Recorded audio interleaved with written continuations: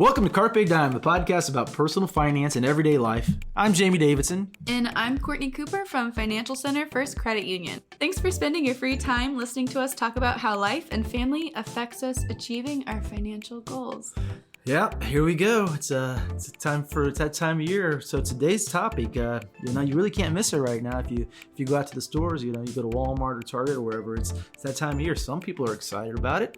Some people not so much. What time of year am I talking about? You're talking about back to school. Yeah, and with back to school comes back to school shopping. Mm-hmm. And those of you know me know that I just don't really like to spend a lot of money. So we're going to talk about that today, right, Court? That's right. I think we're kind of polar opposites there. I love to shop. I loved back to school shopping. So it's going to be really interesting to see, your tips versus my opinions. Right. But Well, it's funny because, I have 3 children, and still to this day, my 19-year-old gets excited to go out and get her supplies for school. And she's in college, and I'm just like, you're not in second grade anymore. I was the same way. I was the absolute same way. But I guess your perspective, you've been a teacher for a really long time now, right? Right. 12 years in the classroom, middle school and high school, and then 13 years teaching financial literacy. So you put it all together, that's 25. And then you add in my years of experience as a parent paying for this stuff for my kids. Right. So it's double. Yeah. So that means I'm going to be really smart about this topic, right?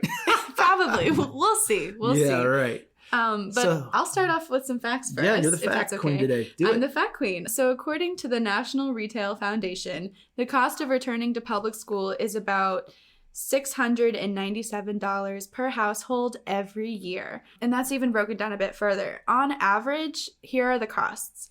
Families spend $117 on school supplies every year, $200 on technology such as computers or other devices, $136 just on shoes, and $240 on clothing. And that's not including shoes, of course. Well, it's funny. I'm gonna touch on a few of these real quick. So I was at the store the other day and saw the parents scurrying around to get everything on the list because the schools give them a list now. So 117 on school supplies. Yeah, if you haven't planned for it, that's a big chunk. Oh, yeah. Out of a weekly budget. Mm-hmm. And then, you throw out the technology there. Somebody's getting by pretty well with $200. Maybe they're just having to rent it from somebody because we got the kids' laptops a couple years ago, and it wasn't $200. And $136 on shoes. I think we're a little low there. When I was teaching in high school 14 years ago, the kids usually spent about $150 on a pair of shoes. So, but if you add that all up, like you said, it's close to $700. That's crazy, and that's not even families with multiple kids. It just adds up really quickly. That's the average of one student, right? Mm-hmm. Think about that. And here's what a lot of us don't do. We enjoy the summer and we don't budget for our supplies. And then it's time to go back to school. And it's like, oh my gosh, where am I going to get this money? And where do most Americans go when they don't have money? They go on their credit card. Yeah, they load up that credit card. So this is sort of the beginning of the credit card again. We had it for vacation during the summer. Now it's back to school. Next thing you know, we're going to have the holidays around the corner. I know. And, at $700 per household, that's basically like a second Christmas, Yeah, depending on where you are. Yeah, or who you are, I should say. Not where you are, but who you are. So today we're going to talk about tips for back to school budgeting. So whether you're in college or K through 12, we'll cover both, but first we'll talk about K through 12 and a couple of tips that you'll need to survive and not spend as much money. Right.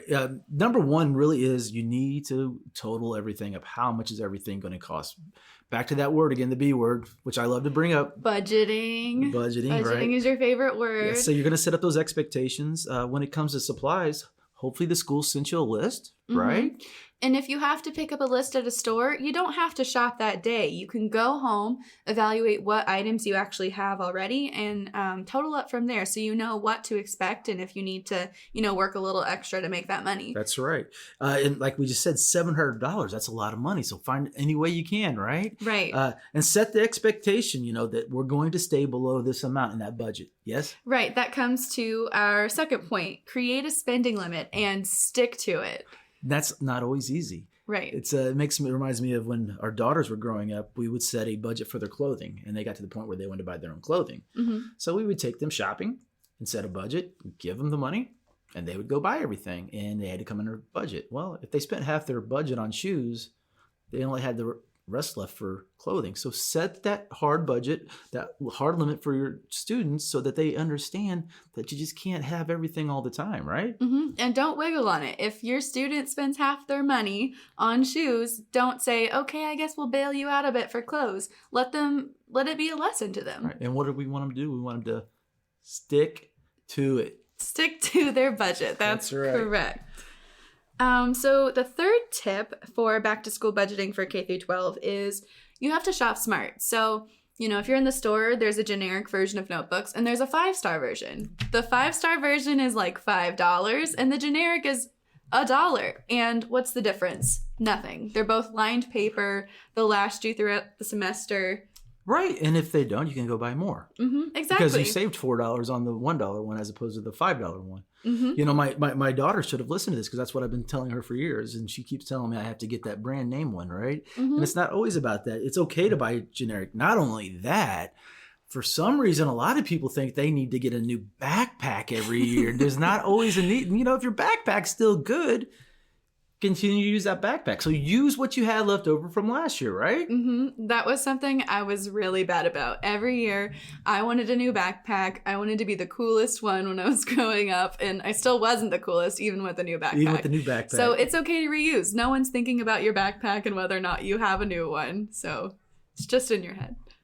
So we're going to buy generic, right? Yep, buy generic. So another place you can go, a lot of people think about, you can go where? The thrift store. Right, go to the thrift Right. store. Or, guess what? If you're in a household with many kids, maybe the answer is you get hand-me-downs. Mm-hmm. We're very fortunate. I've got a 9-year-old son, and we don't have any other sons, but we have other friends that have boys, and I am so thankful when we get those hand-me-downs because it can get so expensive.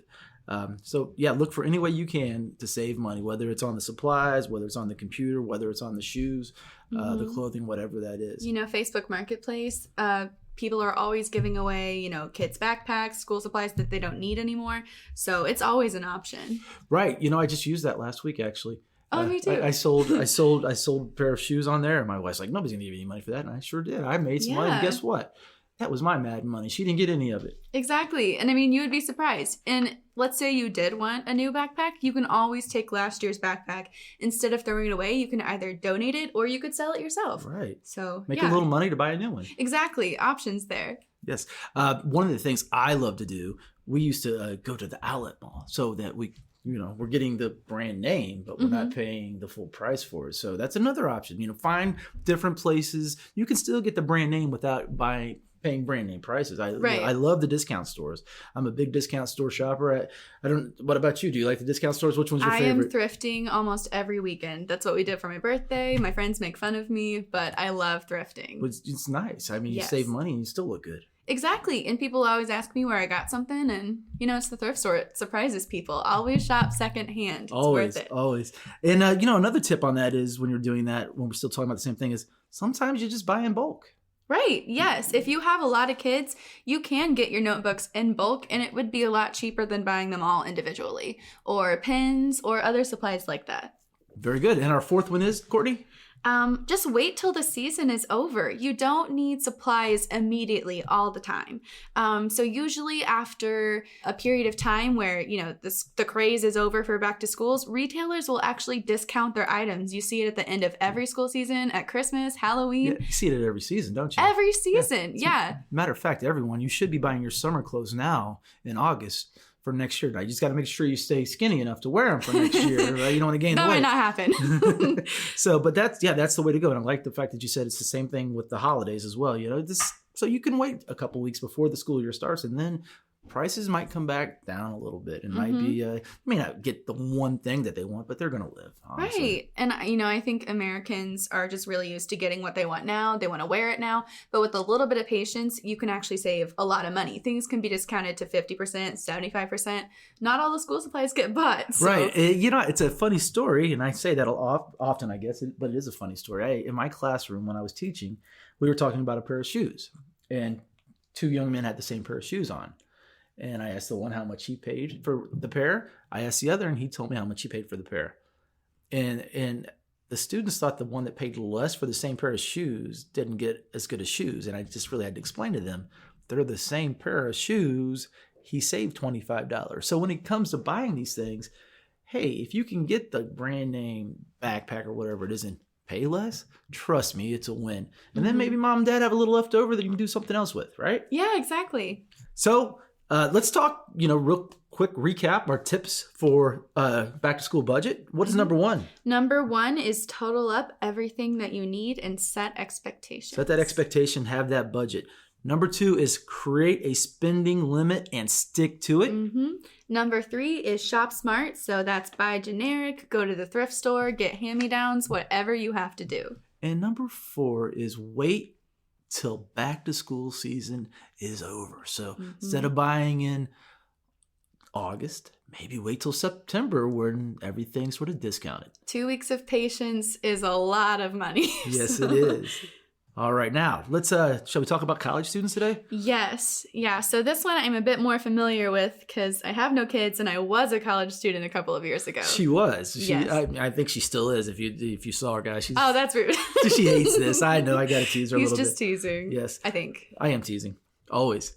So number one, and a lot of young people don't want to do this, especially their first year of college, but there is really nothing wrong with it. Maybe work a part-time job. And at first, I was really adverse to working part-time in college. I didn't my freshman year, but my second year, I ended up getting an internship. So that not only was something I was interested in for college, and it helped further my career later on, but I earned a little bit of money on the side. So college tuition costs weren't so bad. Yeah, we were actually very lucky because you became one of our interns and then came on with the credit union full time. So I think it worked out for everybody. It was right? a win-win, absolutely. You got that extra money, you got the experience, and now you've got the career. Exactly. Welcome. And now you're on Carpe Dime. Here you are with me. You've come along. Yeah. So what's number two? Consider your tuition costs. So, a lot of people, they'll get the student loan and they'll just not think about it through college. Not even after college, they'll just let it grow a little bit. But if you work early to pay it off early, I think you're going to be in a lot better of a place paying it off, getting used to that before you get your first job. One of the things I tell people to do is if you do take out an education loan, just start paying on it every month when you are in college, even if it's just $25. Because you're paying on the interest and you're getting used to that payment. It creates a habit. It creates that habit. Whereas opposed where you're not paying on it for 4 or 5 years and then you get out and you wait 6 more months because they let you do that. And next thing you know, you get this huge bill and you go, oh my gosh, talking about stress and anxiety, right? Right. So right. So it's better to get started early on. And know where you are. Yeah, exactly. Number three. Apply for scholarships. Yeah, and my tidbit on that is, I put it here in my notes, is apply, which is hard to tell young people because, they apply for one or two, and if they don't get one, they get discouraged. But really, there's so many out there. You have to actually, you just need to keep throwing out the hook. And eventually you're going to get one. It's really surprising, though. A lot of scholarships go unclaimed, and it's for, the most random things. Girls who golf, their scholarships, a lot of scholarships go unclaimed, even full rides to school, just because people don't know to apply. Yeah, a lot of these universities have endowments, which are money that's been growing for years, just sitting there waiting for you to apply. So all you've got to do, really, again, once I said, is apply, and apply again. Just keep applying. You're going to eventually get one. Yep. Talk to your school guidance counselor, and usually they'll give you a list of all the ones that you can apply for. Right. And our fourth tip. Our fourth tip is spend responsibly with your credit card. Okay, we've talked about this before. You get to college, you have your credit card. Make sure you know what you're putting on it. You're keeping in budget. The key is always keep it below 40% of the total on that line of credit. So if it's $1,000 line of credit, do not go over $400. And it's so hard, right? Tell me, Courtney, when you went to college, what'd you do? My gosh. I was so bored. I went to the mall. I went out to eat. I spent a lot on my credit card. But I did maintain under 40%. Otherwise, my parents would have been mad at me. Very good. Yeah, but it's so easy. You get there and you go, wow, I want that poster. Wow, I want this for my room. Oh, wow, pizza. Let's have pizza tonight. No, I don't want to eat the food downstairs. Let's get some pizza. Especially with a minimum payment, it makes it seem like out of sight, out of mind. Over time, I'll pay it off. But, over time, that'll actually grow into a higher amount. And it's better to just budget, spend what you have, and pay it off when you can. That's exactly right. And here's another part of that. You might make a mistake and you screw up a little bit. But the answer, like I always say, is when you make a mistake, just go back and start doing it the right way the next month. Don't get down on yourself, and don't pull your credit card out because you're now depressed that you went over your limit and charge it up more. Go back and just get back in the swing of things and go from there. Don't dig yourself a deeper hole. No. So what about number 5? This is one that I absolutely did all the time in college. It's to buy used textbooks. And oh my gosh, textbooks are so expensive. They really are. Over $500 every semester, not even every year. But there are actually out there, if you ask your professor if you can use an old edition of a textbook, you could be saving hundreds of dollars per textbook. Yeah, so always ask that question. It's funny because I went to high school where we didn't rent our books. We had to buy our books. So that was sort of the goal, to get the day that they were coming to sell them back to the bookstore. You got there first and tried to buy them for cash, and did the same thing in college. So that's buy used. Yeah, buy absolutely. Used. Don't try to get it from the student, not the bookstore that has actually raised that price. I've seen another one recently too. I don't know if you use this or not, but with our children, they've been renting them from Amazon. Did you know you can do that? Yes. Yeah. I think I actually did rent them from Amazon probably my last 2 semesters. And it can reduce your cost. The only thing is you've got to make sure when the semester's over, you rented the book. So guess what you probably have to do? Return it. Do not forget to return it and then end up paying full price anyways. Right. Yeah. So make sure you're returning that book. But that's one cost-cutting way about when it comes to textbooks, of maybe saving a little bit of money, because you want to save that money when you're in college, so when you get out you're not overwhelmed, but you also want to have fun. So make sure you're doing that. Let's go back over those ones for the college students, the five ones. So number 1 is work part-time. It's okay to work. I worked 3 jobs when I was in college. You guys can do 1. Exactly. Number 2, consider your tuition costs. Yes, make sure you know exactly what your costs are. And number 3, apply for scholarships. Right. Apply. Number 4, spend responsibly with your credit card. Yeah, that's not just in college. That's all the time. All the time. And number 5 is buy used textbooks if you can, or rent them. It's a genius thing to do. You save some money. You know what? That's one more piece. That's one more pizza you can get instead of, having to put on the credit card. You have that leftover money, right? Exactly. Yes. Okay, perfect. So, and you're going to do the wrap up? Yes. Okay. So if you are a student or a parent of a student, you want to make sure you have a checking account that supports you and your financial well-being. Many credit unions actually offer free checking accounts that are tailored to you. But at Financial Center, we also offer a checking account with what? We give you money if you get good grades. That's right. Rewards you, right? Get good grades, get money. So if you have a student that's in high school or college or middle school, have them come in, and we'd love to help them out with their plan. Yep, and those accounts are totally free. We just care about the well-being of your child. So. And where do we find out about those, Courtney? You can learn more at fcfcu.com/student. Carpe Dime is presented by Financial Center First Credit Union. It's produced by Jamie Davidson and Courtney Cooper. Financial Center is a 6-time national award winner in the category of adult financial literacy. And our goal is to what, Jamie? Help improve your financial life. That's right. To learn more, visit fcfcu.com. And if you like what you hear, subscribe from iTunes, SoundCloud, Spotify, and now the All Indiana Podcast Network. Enjoy back to school. Stay on budget.